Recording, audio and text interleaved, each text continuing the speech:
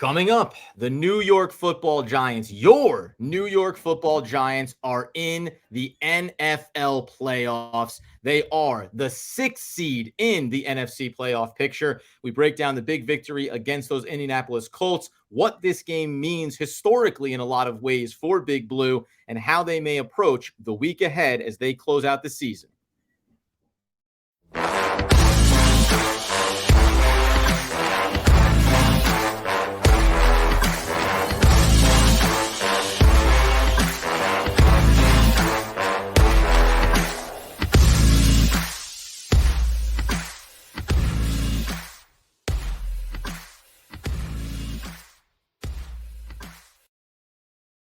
Yes, sir. It is OGP, the One Giant Podcast, where I am Adam Armbrecht. He is Andrew Makowitz. We dispense with all the pleasantries, Andy, because those New York Football Giants, your New York Football Giants, my New York Football Giants, went out and dominated the Colts today. Everything was on the line, locking up a playoff position, ultimately locking up that sixth seed. They went out and executed in a big way. We're going to break down some of the big numbers that came out of this game for the New York Football Giants. As we said, the playoff picture and just how that's still not fully crystallized in terms of matchup and what approach Andy and I would take if we were Brian Daboll, who, by the way, Andy said, I'm just going to sit back and enjoy this one. Not worried about anything else. Giants lock up a playoff berth for the first time in 6 years. Adam, he said also he's going to go home, enjoy a nice cigar. He's going to sit back and relax. And you know what? He deserves it. Brian Daboll deserves so much credit for what this team ended up accomplishing. What a win it was. You mentioned, Adam, everything you wanted to see from the Giants was on display. You saw the offense do the things they needed to do. You saw the defense create points on their end of it. Everything was going the Giants' way. Man, Adam, what a team win it was, and what a way to clinch a playoff berth for the Giants. Listen, you're talking about, you said Brian Daboll, 50% of the saviors of the New York Football Giants, right? Him and Joe Shane, they come in. It's the first year. We talked about all season long. There's a lot of symbolic check marks that you could go through if you're this team, if you're this organization. Obviously, we've entered into a whole nother stratosphere when it comes to making the playoffs in your first year, potentially maybe winning 10 games this season, however that may shake out. We'll get to that in a minute. But you're right. I mean, this game, we talked about it periodically, right, throughout this season. You want to see your team go out in a game where there's an expectation. Indianapolis Colts are a bad football team. They're playing Nick Foles. We talked about it in the lead up to this one, right? They are playing for nothing. And if anything, they're actually playing to try to increase their draft stock and avoid potentially messing with their offseason plans. So going out, and there was a brief 2 or 3 minute period to start this game where I was teetering on the edge of being borderline irate because there was a couple exchanges of punts. But after that, things got rolling. The team got rolling. Really big performances on both sides of the ball. Obviously, I'll just put this one out of here because we're going to talk about Daniel Jones and how he looked in this one. But the Landon Collins pick six was just kind of like a cherry on top of some of the moves made, some of those, I think, heartstring pulls for Giants fans, bringing back a player like that and then having him make that big play. 38-10, Andy. What were some of the big kind of record marks here for the Giants in this victory over the Colts? Yeah, well, you mentioned the Landon Collins thing. When you talk about like the feel-good stories, he comes back. Yeah. Obviously, he says he left. He said he never wanted to leave. He only left because the previous GM did not even offer him a contract, and he went to Washington. He clearly wanted to be back here. He clearly loves being a Giant. And to see him come back and contribute was like the feel-good story that really helped elevate the story of the Giants getting this victory. But you mentioned some of the historic numbers that we're talking about. Listen, there's been a lot of talk this year about the Giants not getting to 30 points. They hadn't done so all season. Well, guess what? The Giants went out and they put up 38 against this team. You may say, well, it was against a bad team. Doesn't matter. You still need to put up the results. The Giants hadn't scored over 30 points since 2020, October 11th against the Dallas Cowboys. They scored, they haven't scored this many points. 38 points is the most they've scored since 2019, Adam. It's been over 3 years since we've seen this team put up a performance the way that they did. And that's why it means something to me in terms of what they did. It wasn't that they just clung on by a field goal and found a way to just manufacture a win against the Colts. There was no doubt after the first series or two that the Giants were steamrolling this team, and the momentum was clearly with the Giants to be able to win this. Yeah, I really thought, we talked about it leading up to it. You just said it. I don't want to see 23-20, you nail bite through it. And while it may have been a little bit disingenuous to say, if you narrowly hang on for a victory, I don't even want to see you make the playoffs, right? Just because you'd feel like, what are the expectations? And we'll talk about over the next 2 weeks what it's going to look like leading into a playoff game and what we think the Giants could maybe way have a big performance, have a dominant performance. And we're going to talk about Daniel Jones here. And I think just one of the things that I want to highlight around him, we don't have to spend any time on it, but 12 for 58 for Saquon Barkley, 9 for 59 for Matt Breida, Richie James, 7 for 76. Bellinger, 3 for 42. I hit these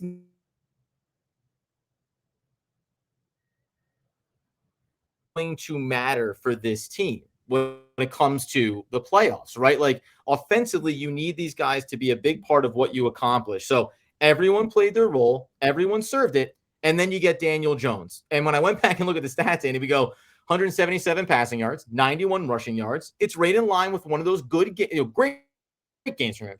Great gains from him. But it wasn't like he threw for 300 over him, and you didn't have to. But it was a nice total control. I'll lead this team. I'll use my legs very efficiently, and I'll give you 4 total touchdowns. Like, this is a performance you haven't seen from a Giants quarterback on both running and passing in a long time. And that's, I think, really critical against a bad team like the Colts.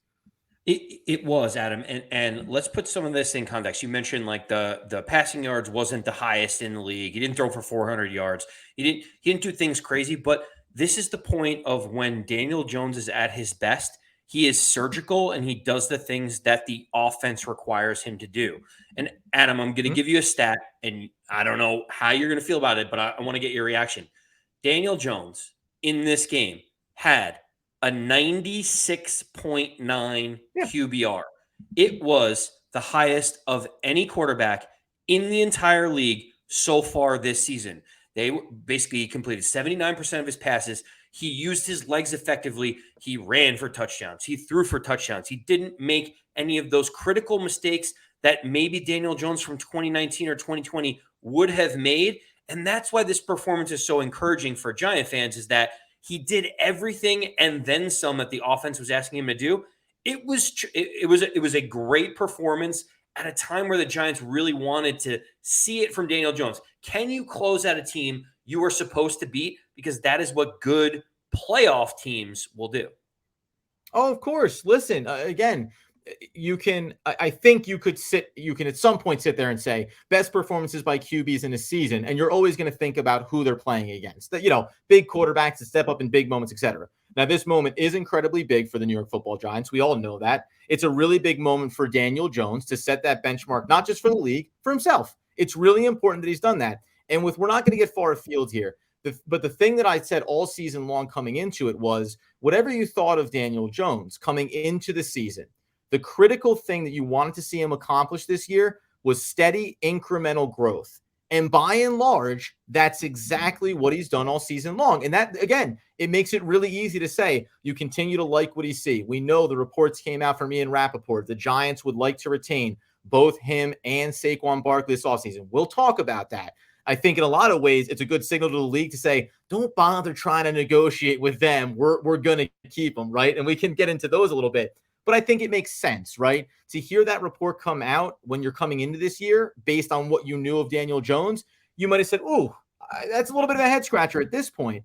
But these type of games and these type of performances do move the needle in a massive way for me. So it's a great performance from Daniel Jones. We know it was a big performance from the team overall as well, especially the defense. And I'll finish your thoughts, obviously, with Daniel Jones, but I think there is obviously the other component, which is Wink Martindale in that unit and just saying, hey, these guys are weak. We need to go dominate, right? So the last thing I will say, so we talked about Daniel Jones having the highest QBR of any quarterback in any single game this season.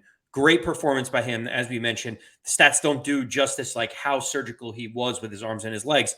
But Adam, the random thing that I think about after this performance is Daniel Jones has the highest single quarterback rating of any quarterback in a single game this season, and he has the highest QBR of any quarterback in a single game this season. And what that shows you is that being deployed and utilized the right way, Daniel Jones can help this team be you love when I say it, but he becomes this force multiplier for the team that allows them to win football games. So like we have now seen, which I don't think we have going into the season, there was a lot of question marks about Daniel Jones. We now see that like the highest points can be really good, and he can be a starting quarterback of a playoff caliber football team if used the right way.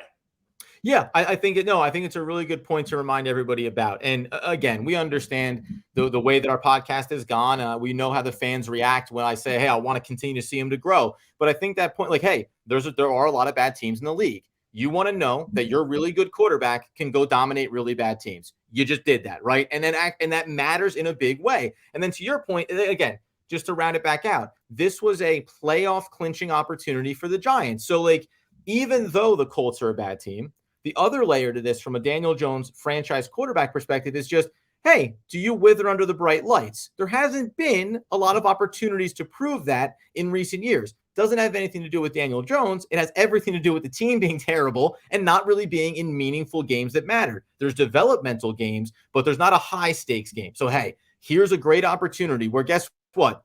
Anything less than a top 10 QB rating probably wasn't going to be good enough. The fact that he goes out and gives you the best QB rating of the year, QBR and rating of the year, that does say something. So I think, again, it's a very significant accomplishment for Daniel Jones and then for the team overall, because that's a bit of the needle mover of, hey, can this team step up in this big stage? And that's when we look at the defense and kind of helping to close that door on a bad Colts team. Well, when we talk about bad teams in the NFL, sure, there are bad teams, but keep in mind, the Indianapolis Colts played the Los Angeles Chargers last week, and they bottled up Justin Herbert pretty well. Like, their defense is still relatively sound.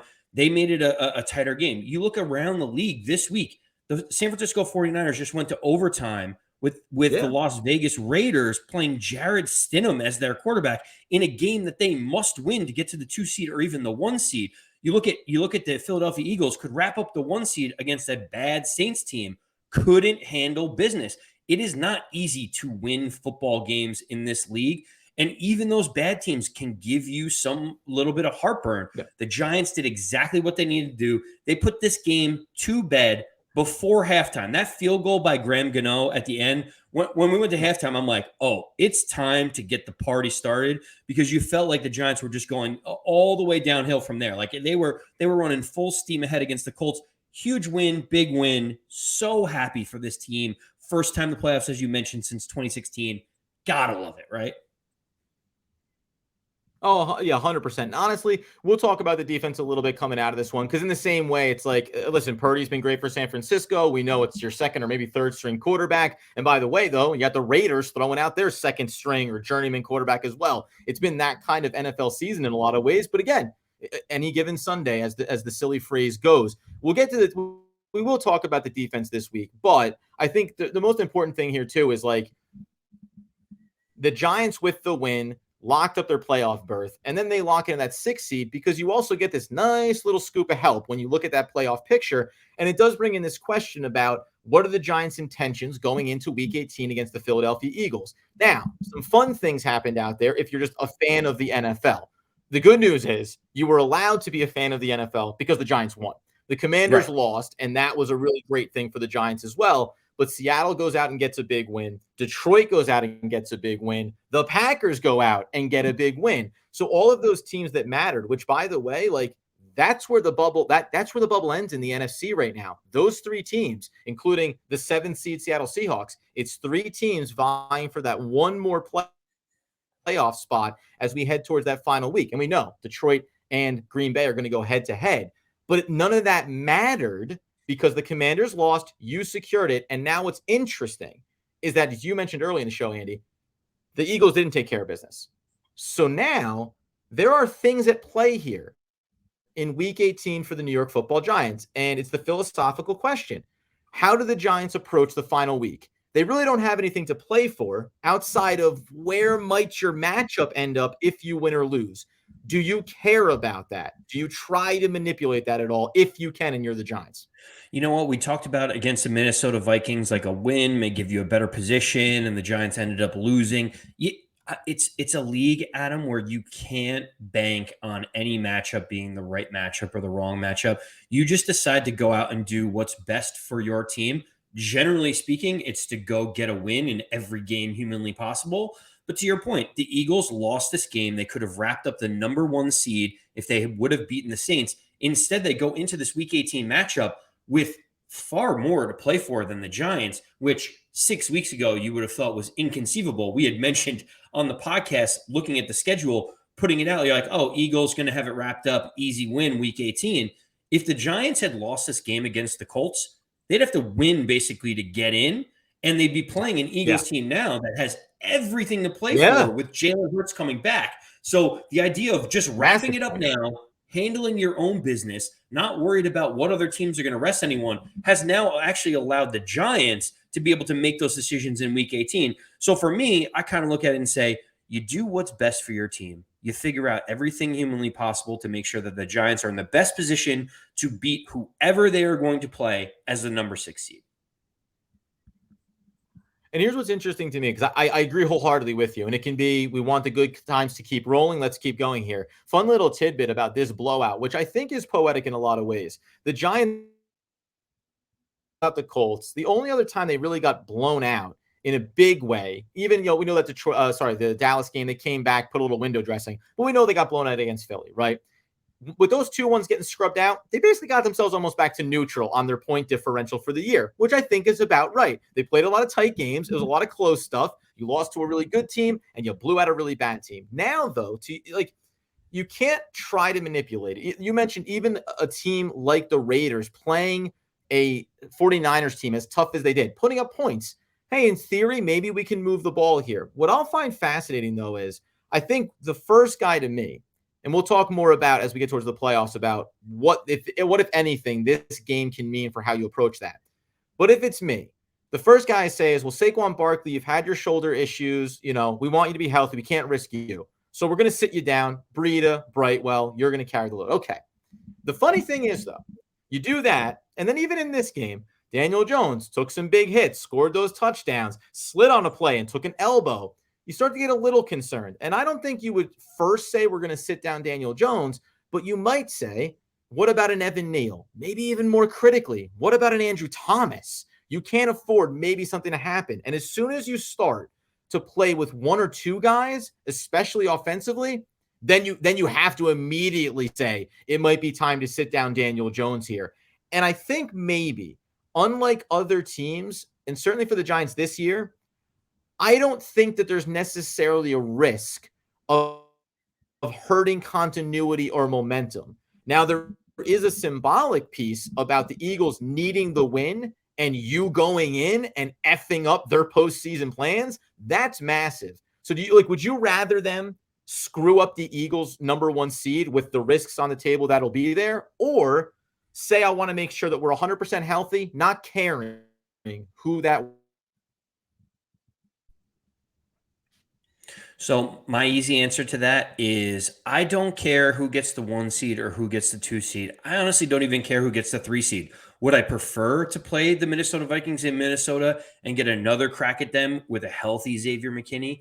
That would be fantastic. Like, give me, I would probably, with Adoree Jackson back, yeah, I like our chances in that game because the Minnesota Vikings feel like they've been living within the margins, almost similar to the Giants for quite a bit of this season. For me, I'll be honest with you, and we'll probably talk about this more during the week. I think what you do if you're Brian Daboll, Kafka, Joe Shane, the whole team, is what you say is, let's play the first half. Let's prepare the entire week as we are going to play the entire game. Let's have some of our starters out there for the first half. Let's try to win either the first quarter or let's try to win the first half. Let's continue to keep our momentum. Let's continue to keep our game planning during the week the same way. Because if you tell Daniel Jones on Tuesday, we're going with Tyrod Taylor, then it kind of messes with like the preparation and the things that you want to do. I think it's a really tough balance, and you sound like a fool if someone gets hurt early in the game. But I think it's more important to keep the consistency and preparation and at least say, let's go out and compete and get ready to win and then bring Tyrod Taylor in, as opposed to just saying, we're going to sit 80% of our starters, because it just feels like giving guys 2 weeks off at this moment is probably not the best thing when you're actually playing some really good football right now.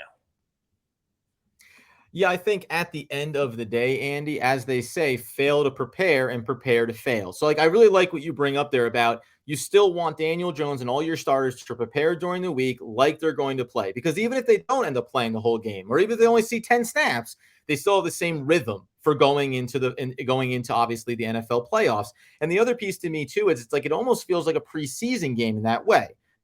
I'm not saying who cares about the result, but if you go out in a preseason game and your starters give you a quarter of quality football, you go ahead and you pull them. You say, great, we saw what we wanted to see, and we can backups take over. I think in a lot of ways, winning, losing, drawing, whatever it may look like, you can make that kind of choice in real time. Hey, great quality first quarter football. It's 7-7. It's 10-7 Giants, whatever it may be. We feel good about what we saw, and now we can start to bring people out. The only thing I'll want to see is, hey, once you make the decision, make it universal. Don't do something where Matt Pert is trying to protect Daniel Jones inside of the Week 18 game. Obviously, we're going to have a lot of time to talk about all of this, but the most important thing, the true end of the day here, Andy, is that the Giants are the 6th seed in the NFL playoffs, and no matter what happens in Week 18, that doesn't change. The Giants are going to be in the NFL playoffs, and what's beautiful about it is maybe, just maybe, you can start to get a sense of how you want to game plan and prepare, regardless of opposition. What are we thinking about we want to accomplish? And that makes 18 a little bit of window dressing as you start to turn your wheels on those opponents. Yeah, the last thing I'll say, and at the end of the day, when we talk about week 18, it also is interesting for the Giants because, Adam, they don't know who they're going to play yet. It's not like they could be looking ahead saying, okay, we know we're playing the Vikings, or we know we're playing the 49ers, or we know we're playing whoever. Let's start game planning for them. You can't, because you honestly don't even know who you're playing yet, right? So, like, continue to have that same focus that you've had week to week, next opponent up, next opponent up. If you want to pull them a little bit early, great. But to that point, you can't even rest them and say, go get ready for X team, because you don't even know who you're going to play. So for me, you enjoy the win for the next couple of days. You smoke that cigar like Brian Daboll said. You have a good time. You start thinking about what's best for the Giants. And you know what? We haven't been here since 2016. Enjoy the fact that the New York Football Giants made the playoffs this season. We'll continue to pump it out, though, wherever you get your podcast needs fulfilled. Get into the conversation over on YouTube. We'll be back in, breaking it down, and starting to talk about what do we want to see in that Eagles game. But there's still a lot of defensive tidbits that we want to cover coming out of the Colts as well, as Andy mentioned, including the return of one Xavier McKinney. So, friends, you know what to do. Follow, like, subscribe, share, all that good stuff. And until next time, as Andy Makowitz, now, more than ever for the playoff New York Football Giants would want, need, and nay, demand the people know. As always, let's go Big Blue.